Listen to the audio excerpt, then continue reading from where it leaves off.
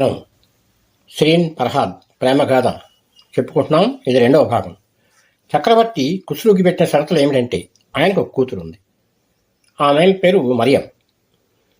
ఖుస్రూ ఆమెను పెళ్లాడాలి. మరి ఎవ్వరిని కూడా భవిష్యత్తులో ఇంకో భార్యను తెచ్చుకోకూడదు. ఈ షరతులు ఖుస్రూని ఇబ్బంది పెట్టాయి. అతను సిరీన్ని ప్రేమించి ఉన్నాడు.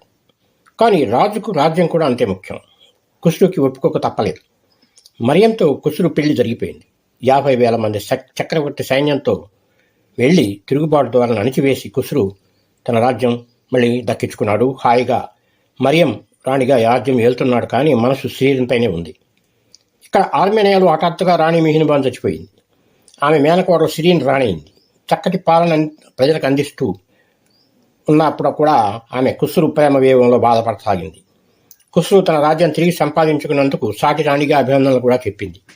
అదేవిధంగా ఖుస్రూ మరో అమ్మాయి మరియంని పెళ్లాడి కాపురం చేస్తున్నాడని తెలిసి కుమిలిపోయింది. ప్రేమ తీవ్రత తట్టుకోలేక రాజ్యాన్ని చూసుకోమని రీజెంట్కి అప్పగిచ్చి సిరీన్ పర్షియా వచ్చేసి తన కోసం ఖుస్రూ కొండపైన కట్టించిన భవనంలో విడిది చేసింది. సిరీన్ తన ప్రేమ కోసం రాజ్యాన్ని వదిలి తన నగరానికి వచ్చిందని ఖుస్రూకు తెలిసింది. కానీ ఆమెను కలవాలి, ప్రేమ పండించుకోవాలి, పెళ్లి చేసుకోవాలి అంటే చక్రవర్తి పెట్టిన షరతులు అడ్డుకుంటున్నాయి. తండ్రి కూతురు తనపై కోపం తెచ్చుకుంటారని అతడు నిస్సహాయుడైపోయాడు. సిరీన్ షాపూర్ ద్వారా ఖుస్రూని కలవమని సందేశాలు పంపుతోంది.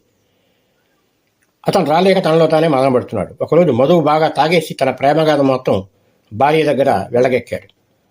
పైగా సిరీన్ ఇక్కడే కొండ భవనంపై నా కోసం ఎదురు చూస్తుందని మరియంకి చెప్పాడు. ఎలాగైనా సిరీన్ నిత్యం చూస్తుండాలని భార్యతో ఆ సిరీన్ని బానిసగా తెచ్చి నీ భవనంలో పెట్టుకో అని మరియంతో చెప్పాడు. దీంతో మరియంకి భర్తకి మరో స్త్రీతో ప్రేమ కదా అని సిరీన్పై అసూయ ద్వేషాలు పెంచుకుంది. ఆమెను చంపనైనా చంపుతా కానీ బానిసగా ఆమెను తెచ్చుకోనని చెప్పింది.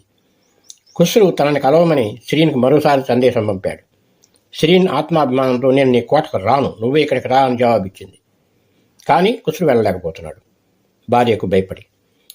సిరీన్ ఉన్న భవనం చుట్టూ విషపు మొక్కలు పెరిగి ఉంటాన అక్కడ ఆవులు విషపూరితమైన పాలు ఇవ్వసాగాయి. అందువల్ల సిరీన్ షాపూర్ని సలహా అడిగింది. షాపూర్ తన బాల్య స్నేహితుడు నిర్మాణ నిపుణుడైనటువంటి ఫర్హాద్ని పిలిపించాడు. ఫర్హాద్ భవనం అంతా చూసి అక్కడ నుండి కొండల నుండి సుదూర గ్రామానికి ఒక అద్భుత సౌందర్య సొరంగాన్ని నిర్మించాడు. ఆ సొరంగం ద్వారా సిరీన్ భవానికి పాలు సరఫరా అయ్యేలాగా చూపాడు. ఫర్హాద్ ప్రతిభకి సిరీన్ ఆశ్చర్యపోయింది. అతన్ని అభినందించింది, చాలా బహుమానాలు ఇచ్చింది. ఇక్కడ మరో ప్రేమ కథ మొదలైంది. సిరీన్ని చూసిన తక్షణమే ఫర్హాద్ ఆమె ఆకర్షణలో పడిపోయాడు. తీవ్ర ప్రేమలో మునిగిపోయాడు. సిరీన్ తనకి ముత్యాల లోలాకులు తీసి బహిరించడం అతని మనసు ఆకాశంలో తేలాడింది. ఎడారి దిశకు దెబ్బల్లో గంతులేస్తూ దొరలాడాడు. సిరీన్ తన ప్రేమ దేవతను ఆరాధిస్తూ ఉన్నాడు. ఇది ఖుస్రూ తెలిసింది. సిరీన్ తనది, తన మనిషిని పరాయివాడు ప్రేమించటమా? రగిలిపోయాడు. ఫర్హాద్ని తన ముందు హాజరు పెట్టమని భటులని ఆదేశించాడు. ఫర్హాద్ తన ముందుకు రాగానే మంచి నటిస్తున్నాడు. కొండల్లో తన రాకపోకల కోసం రాచమార్గాన్ని ఒకటి నిర్మించి పెట్టమని అడిగాడు.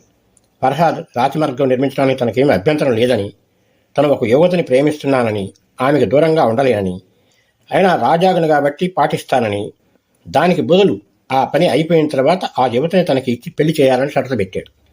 ఖుస్రూ దానికి అంగీకరించాడు. ఫర్హాద్ కొండల్లో చేయబోయే నిర్మాణం అత్యంత కష్టతరమని, ఆ పని ఫర్హాద్ ఎటువంటి పరిస్థితుల్లో చేయలేకపోవచ్చని, మరణించవచ్చని కూడా ఖుస్రూ అనుకున్నాడు. కానీ ఫర్హాద్ పనిలోకి దిగాడు. మార్గ నిర్మాణం మొదలైంది. రాళ్లు తొలిపిస్తున్నాడు. తన ప్రేయసి సిరీన్ వియోగం అతనికి మనస్తాపం కలిగిస్తోంది. భరించలేక రాత్రులు నిద్రలేక కన్నీరు కారుస్తూ అలమటిస్తున్నాడు. అతని స్వచ్ఛమైన ప్రేమ. రాత్రింబవళ్ళు సిరీన్ ఇదే ఆలోచన. రాళ్లపై సిరీన్ బొమ్మ చెక్కుతూ వాటిని చూసుకుంటూ నిత్యం ఉండేవాడు. ఈ విషయం సిరీన్కి తెలిసి అతని వద్దకు వచ్చి ఇంత గొప్ప నిర్మాణం చేస్తున్న అతన్ని అభినందించింది. అలసి ఉన్న అతనికి తాగటానికి పానీయం ఇచ్చింది. దాంతో ఫర్హాద్ ఇంకా మురిసిపోయాడు. ఆమె మీద ప్రేమ ఆరాధన అయి ఒక పిచ్చిగా మారిపోయింది. ఆమె తనని ప్రేమిస్తున్నదా లేదా అని అతను ప్రశ్నించుకోలేదు.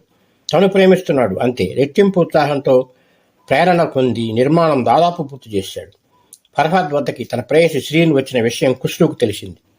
పైగా నిర్మాణం కూడా పూర్తయిపోతుంది. అప్పుడు సిరీన్ అతనికి అప్పగించాల్సి వస్తుంది. అలా జరగకూడదు. ఆమె తన సొత్తు. అతనికి అసూయ ద్వేషాలు పైకి తన్నాయి. వెంటనే ఒక వ్యూహం పన్నాడు. కొందరు దూతల్ని పిలిపించి వారి చేత ఇలా అబద్ధం చెప్పించాడు. ఏమిటి అబద్ధం అంటే, ఒక ఆడదాని కోసం ఈ కొండల్లో నానావస్థ పడుతున్న పాపం. పని పూర్తయ్యాక ఆమెను నీకు అప్పగిస్తానని అన్నాను. నిజమే, అప్పగించి తీరాలి. కానీ నీ ప్రేమికురాలు నిన్ననే జబ్బుతో బాధపడుతూ చనిపోయింది. ఇది ఖుస్రూ చెప్పించిన అబద్ధం. ఈ అబద్ధం అని తెలియక, ఈ విన్నాక ఫర్హాద్ గుండె బద్దలైపోయింది. ప్రేయసి లేని ఈ లోకంలో నేను ఎందుకు ఉండాలి అని చెప్పేసి ఒకసారి రాతిపై చెక్కున్న తన హృదయ రాణి సిరీన్ని కళ్ళారా చూసుకుని కన్నీరు కారుస్తున్నాడు.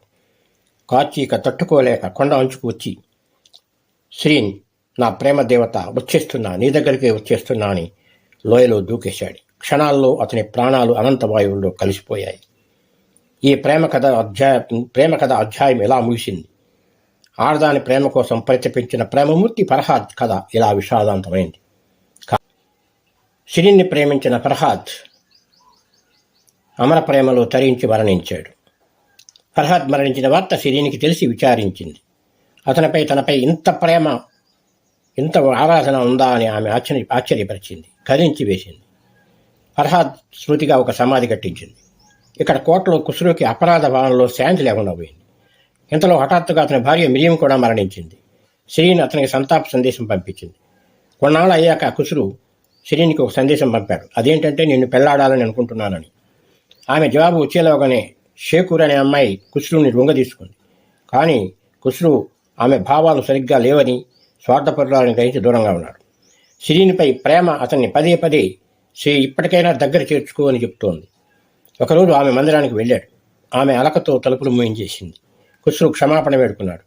ఆమె నన్ను పెళ్లాడాలనుకుంటే నిజాయితీ గల ప్రేమ చూపించు, కామవాంఛలతో నా దగ్గరికి రావద్దని చెప్పింది. నిరాశతో ఖుస్రూ వెళ్ళిపోయాడు. తన బాధ షాపూర్తో చెప్తూ తన ప్రేమ ఎంత స్వచ్ఛమో, కానీ సిరీన్ నమ్మటం లేదు. షాపూర్ అని కన్నీరు పెట్టుకున్నాడు. షాపూర్ అన్నాడు, ఈ ప్రేమలున్నాయే, వాటిలో విషయం తక్కువ, జాతర ఎక్కువ. ప్రేమ గులాబీకి అపార్థమనే ముళ్ళు ఎటు ఉంటాయి సోదరా, చింతించకు అన్నాడు. ఇటు సిరీన్ కూడా ఖుస్రూతో కఠినంగా మాట్లాడింది. కానీ ఆమె కూడా ఖుస్రూ సాహచర్యంలో, అతని ప్రేమలో ఓలలాడాలి అనుకుంటోంది. మొత్తం మీద అపార్థాలు తొలగి సిరీన్ ఖుస్రూ మందిరం చేరింది. తన ప్రియుని కవిగిలలో ఒదిగిపోయింది. వెన్నెలలో ఊసులు బాసలు చెప్పుకున్నారు.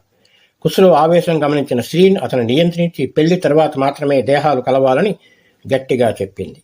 దాంతో అతను మందిరానికి వెళ్ళిపోయాడు. మర్నాటి నుంచి ఖుస్రూ పెళ్లి ఏర్పాట్ల చోటులో మునిగిపోయాడు. కోటని నగరాన్ని అలంకారం చేయించాడు. వేడుకకు కావలసిన సంభారాలన్నీ సిద్ధం చేయించాడు. అయితే కథ ఇక్కడ ఒక మలుపు తిరిగింది. అదేంటంటే, రాణి మిరియం వల్ల ఒక కొడుకు పుట్టాడు. అతని పేరు షేరు. అతనికేమో తండ్రి మీద మొదటి నుంచి ద్వేషం. ఇప్పుడు తల్లిపోయాక ఖుస్రూ సిరీన్ని కోటకు చేర్చి పెళ్లాడాలనుకోవడం అతనికి నచ్చలేదు. ఇంకో విచిత్రం ఏమిటంటే, అప్పుడప్పుడే యవ్వనంలో అడుగు పెడుతున్నటువంటి అతను తల్లి వరుస అయిన సిరీని మీద కన్నేశాడు. ఆమెను అనుభవించాలని, తనే పెళ్లాడాలని అనుకుంటున్నాడు.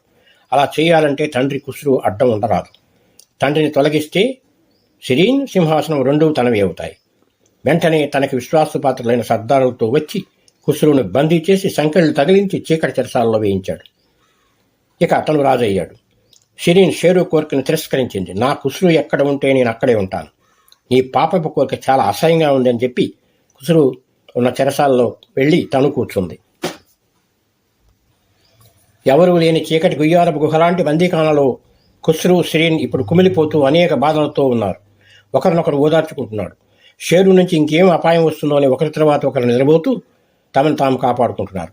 అయితే ఒక రాత్రి ఖుస్రూ నిద్రపోతుండగా సిరీన్ మేల్కొని అలాగే ఉంది. కానీ కాసేపటికి అలసట వల్ల ఆమె కూడా నిద్రలోకి జారుకుంది. షేరు పంపిన ఒక హంతకుడు రహస్యంగా చెరసాల్లోకి వెళ్ళాడు. ఖుస్రూ సిరీన్ ఉన్న గదిలో ప్రవేశించి ఖుస్రూని పదునైన కత్తితో పదే పదే పొడిచి పారిపోయాడు. ఖుస్రూ చాలాసేపు బాధతో అలమటించాడు. తన ప్రేయసి సిరీన్ వంక చూశాడు. ఆమె ముఖం అలసడతా ఉంది. నిద్రపోతున్న ఆమెను రేపరాదని అనుకున్నాడు ఖుస్రూ. కాసేపటికి తీవ్ర రక్తస్రావం జరిగి ఖుస్రూ సిరీన్నే చూస్తూ ప్రాణాలు వదిలేశాడు. అతని రక్తం తడి తన దేహానికి తగలడా సిరీన్ నిద్ర లేచి మరణించి ఉన్న ఖుస్రూను చూసి పెద్దగా కేకలు వేసింది. ఆమె రోదన చెరసాలంతటా మారుమ్రోగిపోయింది. తెల్లారులు ఆమె ఏడుపు ఆ ప్రాంతమంతా వినపడింది. తెల్లారింది. ఖుస్రూ మరణించాడు. ఆమె జైలు అధికారులని బతిమలాడింది. కాస్త కర్పూరం కస్తూరి ఇవ్వండి, ఆయనకి స్నానం చేయించాలి అని. కానీ వాళ్ళు ఒప్పుకోలేదు. రాజాజ్ఞ లేనిదే ఏమీ చేయలేమన్నారు. కాసేపటికి కొత్త రాజు షేరు అక్కడికి వచ్చాడు. పైకి విచారం ప్రకటించాడు. కానీ లోపల మాత్రం తన అడ్డు తొలగినందుకు సంతోషించాడు. సిరీన్ పైన తన కోరిక ఏమిటో మళ్లీ వ్యక్తపరిచాడు. ఇంకెందుకు, వెళ్ళిపోయాడు కదా నీ ప్రేమికుడు, నా కోరిక తీర్చు అని మళ్ళీ మళ్ళీ చెప్తూ వచ్చాడు. బలవంతపరచబోయాడు. అసహ్యంగా ఉంది ఇలాంటి వ్యక్తిని చూస్తుంటే. నేను నీ తల్లిదండ్రుల లాంటి అని అతన్ని చూడటం లేదు అన్నది సిరీన్. షేరు ఆమెను బెదిరించాడు. రాజు నిరంకుశుడు, అతనికి ఎదురులేదు. సిరీన్ ఆలోచించింది. తనని పొందాలంటే 2 షరతులు ఉన్నాయి, అవి నెరవేర్చాలని షేరుతో చెప్పింది. కామాంధుడైన షేరు ఒప్పుకున్నాడు. ఆ షరతులు ఏమిటంటే, షేరు తన సంపదను మొత్తం పేదవాళ్లకు పంచాలి. 2వ షరతు, తన తండ్రి అంత్యక్రియలు ఘనంగా జరిపి గొప్ప స్మారక సమాధిని కట్టాలి అని ఒప్పుకున్నాడు షేరు. ఖుస్రూ అంతిమయాత్ర అనేక మంది రాజాదిరాజులు సంతాపం తెలుపుతుండగా గొప్పగా జరిగింది. శ్మశానం చేరాక సిరీన్ తన ప్రియుడిని కలసారిగా చూసుకుంటాను, తనని ఒంటరిగా వదిలేయమని చెప్పింది. అందరూ దూరంగా వెళ్ళి నిలబడ్డారు. సిరీన్ ఖుస్రూ ఉన్న శవపేటకు తెరిచి అతని పక్కనే కూర్చుంది. ఖుస్రూ వంకే చూస్తూ అతని నుదిరిపై ముద్దాడింది. తనతో రహస్యంగా తెచ్చుకున్న కత్తితో గుండెల్లో పొడుచుకొని ఖుస్రూపై వాలిపోయింది. ఆమె ఆత్మ ఈ లోకాన్ని విడిచి ఖుస్రూ ఆత్మను కలవటానికి సాగిపోయింది. ఆమె రక్తం ఖుస్రూపై పడగానే ఖుస్రూ ఒక్క క్షణం కళ్ళు తెరిచి కామాంధుడికి లొంగకుండా తన ప్రేమ కోసం ప్రాణత్యాగం చేసిన సిరీన్ వంక ఆరాధనగా చూశాడని, ఆమెని ముద్దాడాడని సాక్షులు చెప్పుకొచ్చారు. ఖుస్రూ సమాధి పక్కనే సిరీన్ సమాధి కూడా నిర్మించబడింది. ఆ అమర ప్రేమికులు ఒకరి పక్కన ఒకరు శాశ్వతంగా నిద్రించారు. వారి కథ ప్రేమికులను ఈనాటికి కూడా ఉత్తేజం చేస్తున్నది. విన్నారు కదా శ్రీన్ ఫర్హాద్ ఖుస్రోల అమర ప్రేమ గాథ. మరొక కథతో మళ్ళీ కలుద్దాం. నమస్తే, థ్యాంక్ యూ.